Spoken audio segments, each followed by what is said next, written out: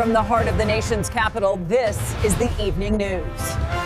Breaking news starts now. At 4:47 p.m. on a quiet Friday in early January 2026, while markets drifted higher and television anchors reassured viewers that the soft landing was intact, a document slipped into the US Securities and Exchange Commission's database that may one day be remembered as a geopolitical turning point rather than a financial footnote. The filing was dry, technical, and legally mandatory, a Form 13F. But inside it was a decision so stark that it cut through the noise of earnings forecasts and rate speculation like a siren.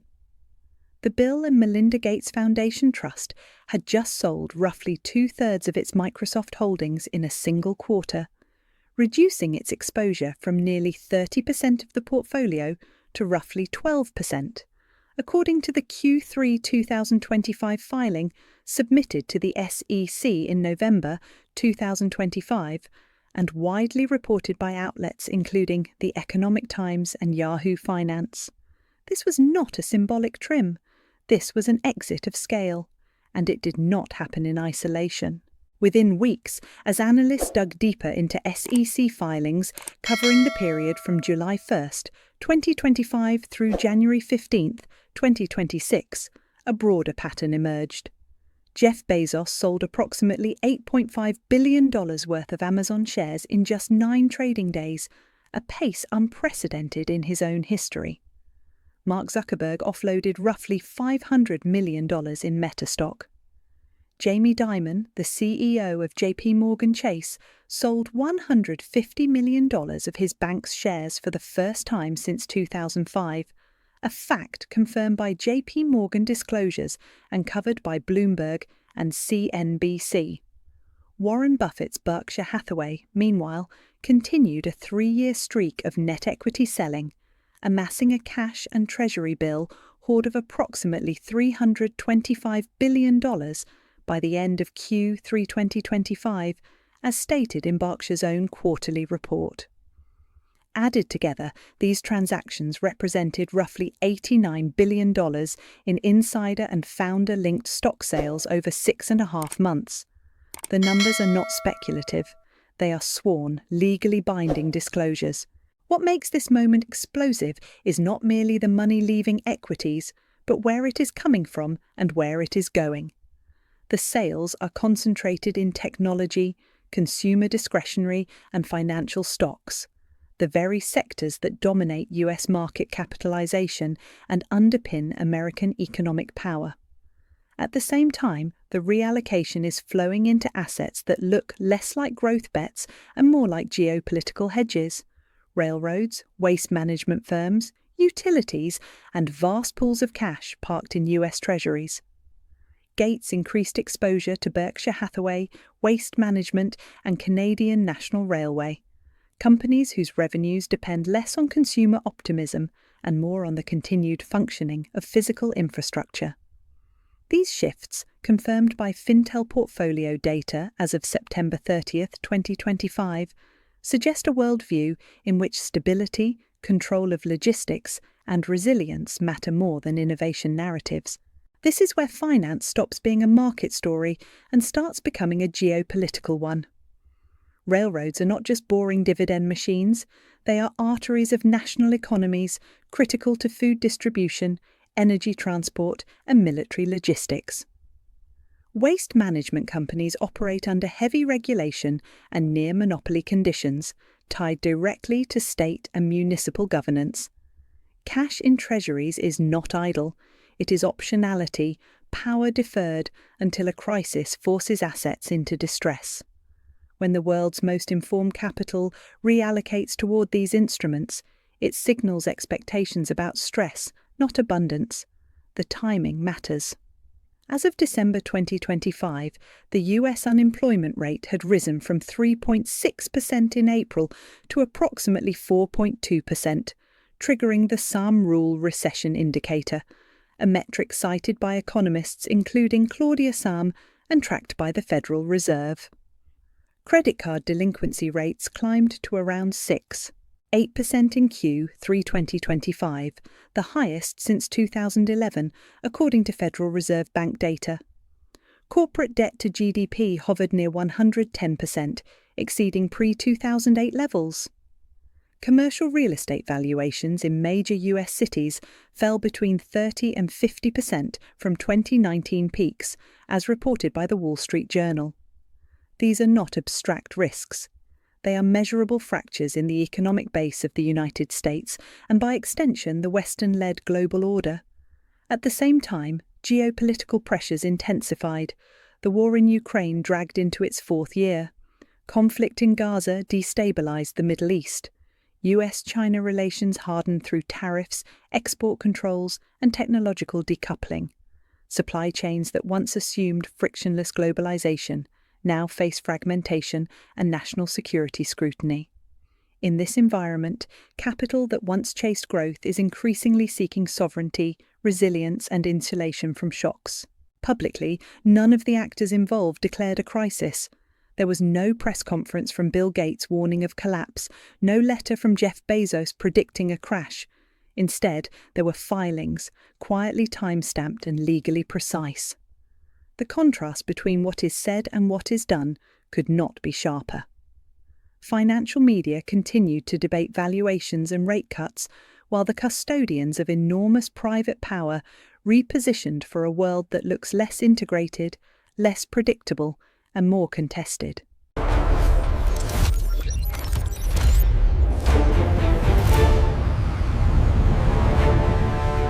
In the absence of official confirmation, markets are left to interpret signals in real time. Gold prices have remained elevated. Bitcoin volatility has increased. Emerging market currencies react sharply to any hint of United States policy shifts. These are not proof of conspiracy. They are indicators of uncertainty. The larger geopolitical reality is this: the dollar's strength is both a privilege and a burden. It allows the United States to finance deficits cheaply, until the cost becomes politically and economically destabilizing.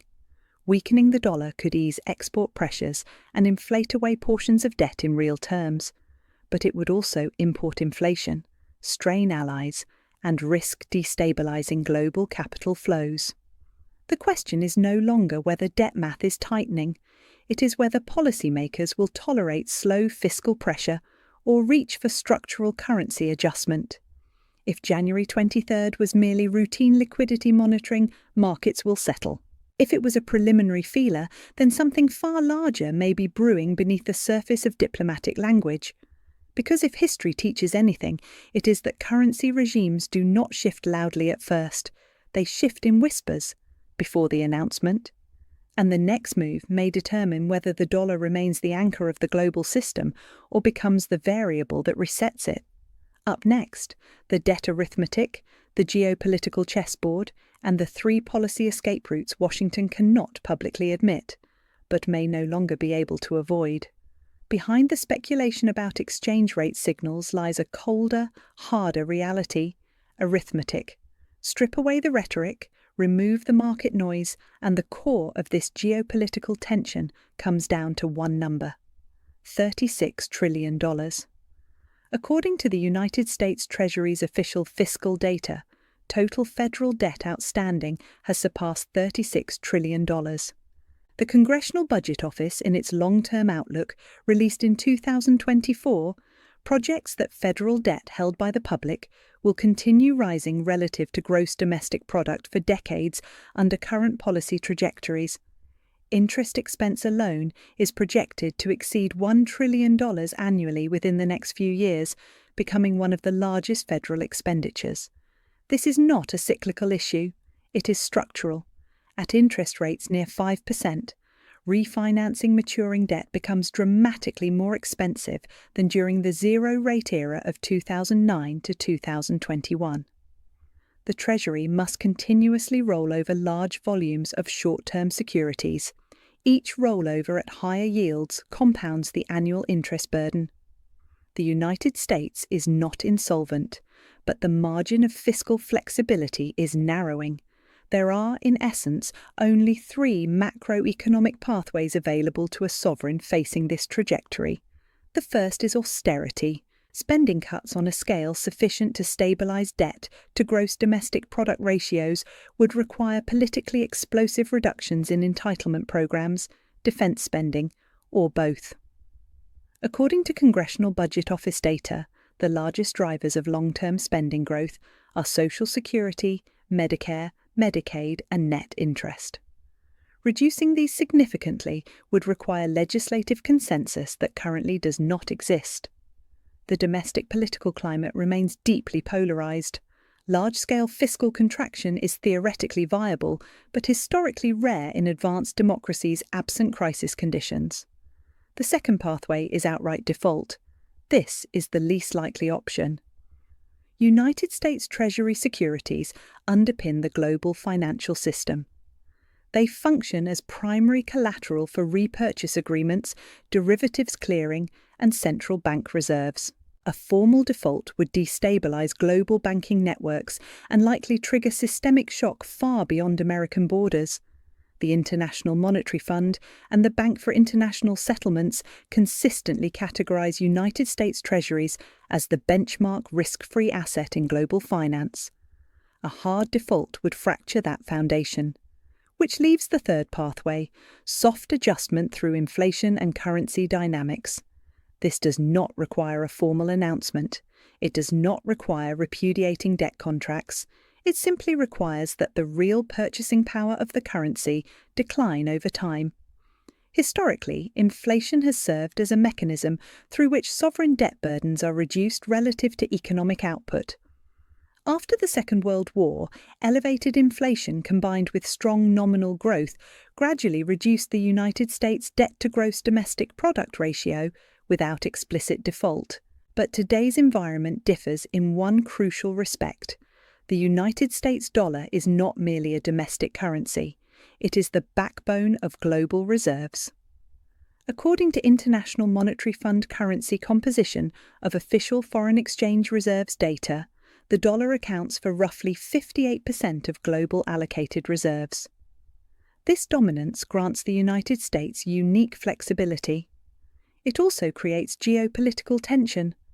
A controlled weakening of the dollar could stimulate exports and ease debt ratios in real terms.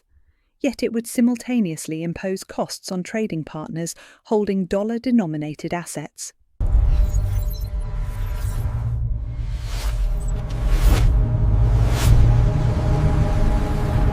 Consider Japan. Japan's Ministry of Finance has, in recent years, intervened periodically to support the yen amid volatility. A significantly weaker dollar could relieve pressure on yen depreciation, but it would also alter trade balances and capital flows across Asia. Europe, already navigating low growth and fiscal strain, would face similar trade-offs. Any coordinated exchange rate adjustment would therefore not be a purely domestic manoeuvre. It would require diplomatic negotiation across major economies: the United States, Japan, the Euro area, and the United Kingdom at minimum. Unlike 1985, today's geopolitical climate includes strategic competition with China, sanctions regimes affecting Russia, and supply chain realignment across Southeast Asia. The environment is multipolar, not Cold War binary. Meanwhile, the United States Federal Reserve operates under a dual mandate: maximum employment and price stability. It does not explicitly target exchange rates. Foreign exchange intervention authority lies primarily with the United States Treasury through the Exchange Stabilization Fund. Coordination between the Federal Reserve and Treasury can occur, but any large-scale devaluation strategy would intersect with monetary policy credibility. The Federal Reserve's inflation-fighting stance since 2022 has emphasized restoring price stability after post-pandemic inflation spikes. A deliberate currency weakening could complicate that narrative. Global capital markets are already sensitive. Gold prices have remained elevated relative to long-term averages. Bitcoin and other digital assets exhibit heightened volatility during periods of monetary uncertainty. Emerging market currencies respond rapidly to shifts in United States yield expectations. None of these indicators confirm policy intent. They reflect hedging behavior under ambiguity. The geopolitical dimension extends further. The BRICS grouping, Brazil, Russia, India, China, and South Africa, has increased discussions about alternative settlement mechanisms outside the traditional dollar-dominated system. While no immediate replacement for the dollar exists, gradual diversification efforts signal discomfort with excessive dependence. Any perception of deliberate dollar debasement could accelerate reserve diversification at the margins. Yet, paradoxically, global uncertainty often strengthens the dollar rather than weakens it.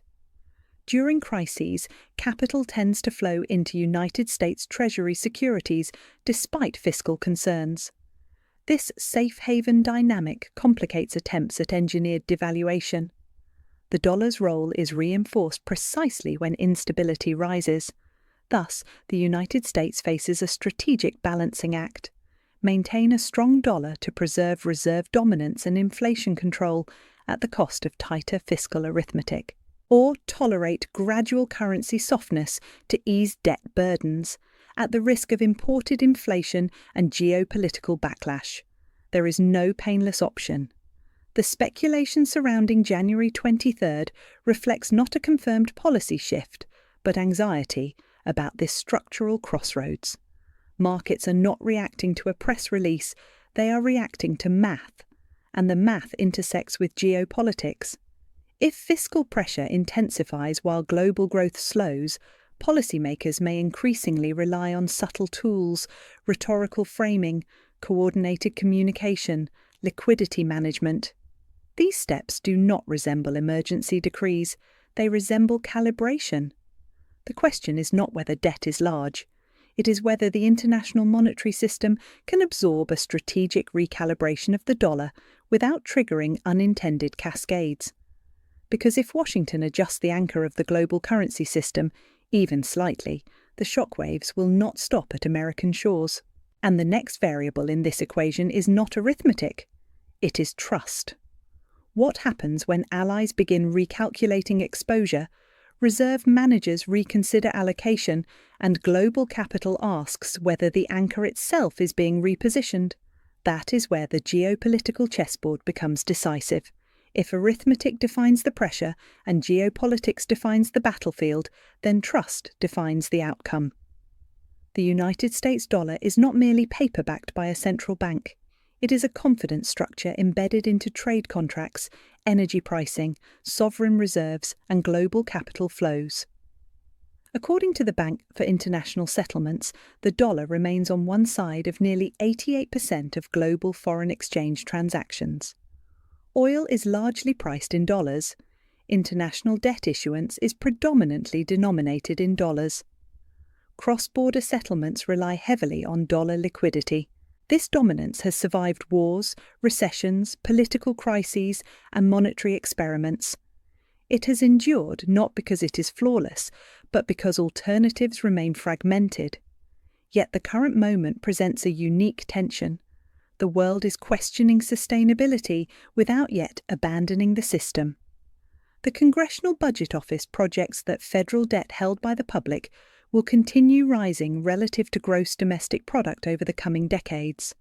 At the same time, demographic trends in advanced economies reduce labour force growth, limiting natural economic expansion.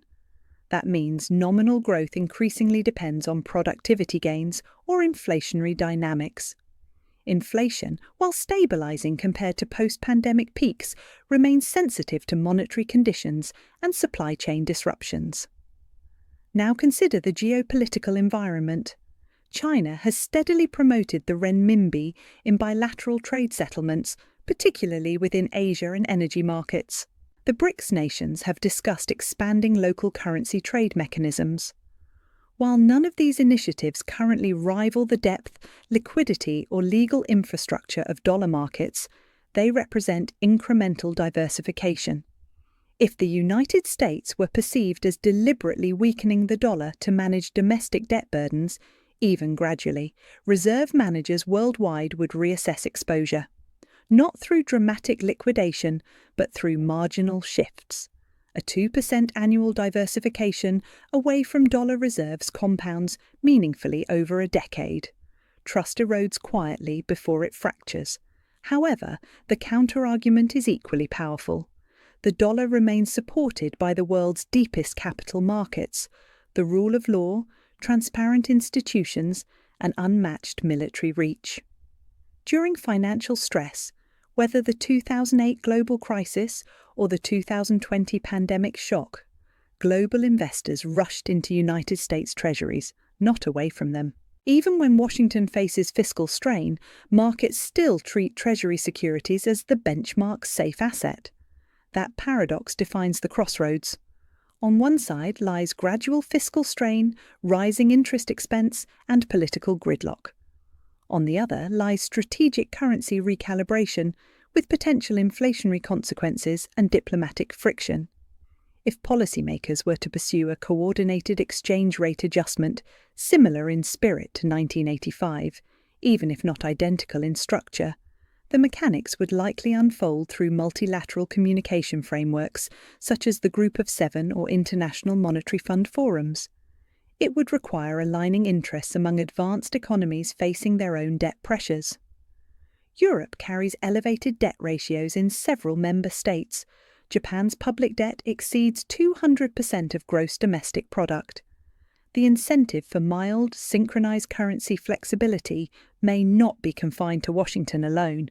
Yet synchronization in today's fragmented geopolitical climate is far more difficult than in the Cold War era.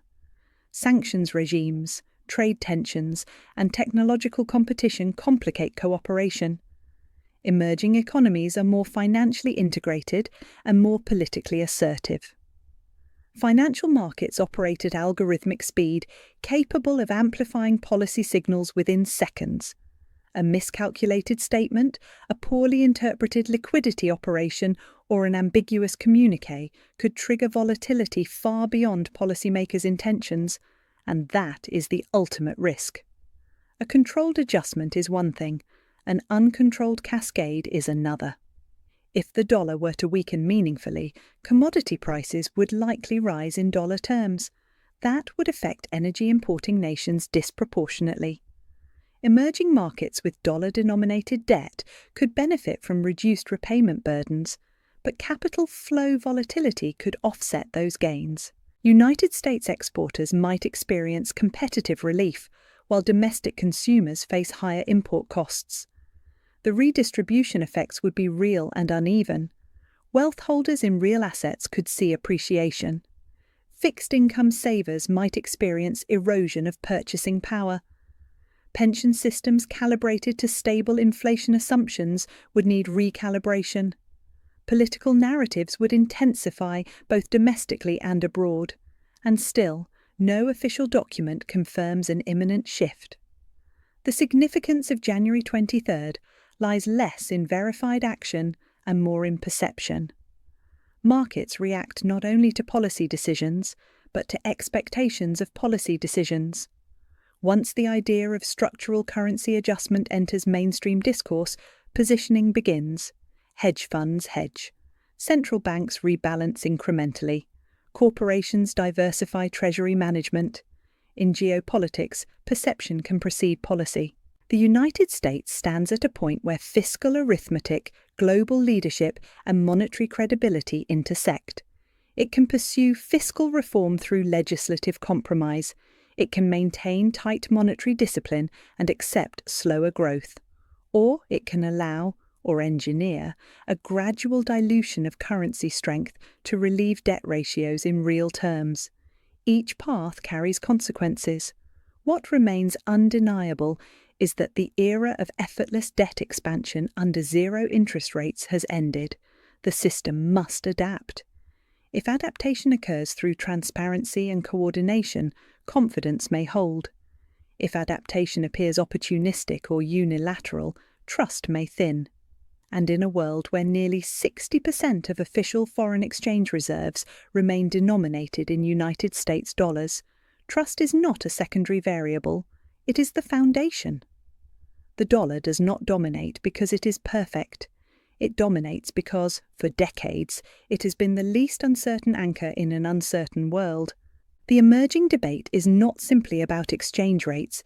It is about whether the anchor itself will be repositioned, subtly, strategically, perhaps even reluctantly. If policymakers choose to protect the sovereign balance sheet at the expense of currency strength, they may stabilise domestic arithmetic while unsettling global alignment. If they refuse, they may preserve monetary prestige while accepting prolonged fiscal strain. History shows that monetary systems evolve when pressure becomes structural. The question now confronting Washington, and by extension the world, is not whether change is possible, but whether it is inevitable. Because if confidence is the true reserve asset, then the ultimate test is this: can the United States preserve global trust while navigating unprecedented debt pressure? Or will the next chapter of monetary history begin not with a declaration, but with a recalibration that forces the world to reconsider what reserve currency really means? And if that recalibration comes, will it be seen as strategic leadership, or the quiet admission that the era of unquestioned dollar supremacy is entering its most contested phase yet? Thank you for listening. Before you step away, share your perspective in the comments. If you found this breakdown valuable, hit like and subscribe, then turn on notifications so you don't miss the most critical political developments as they break day after day. See you next time.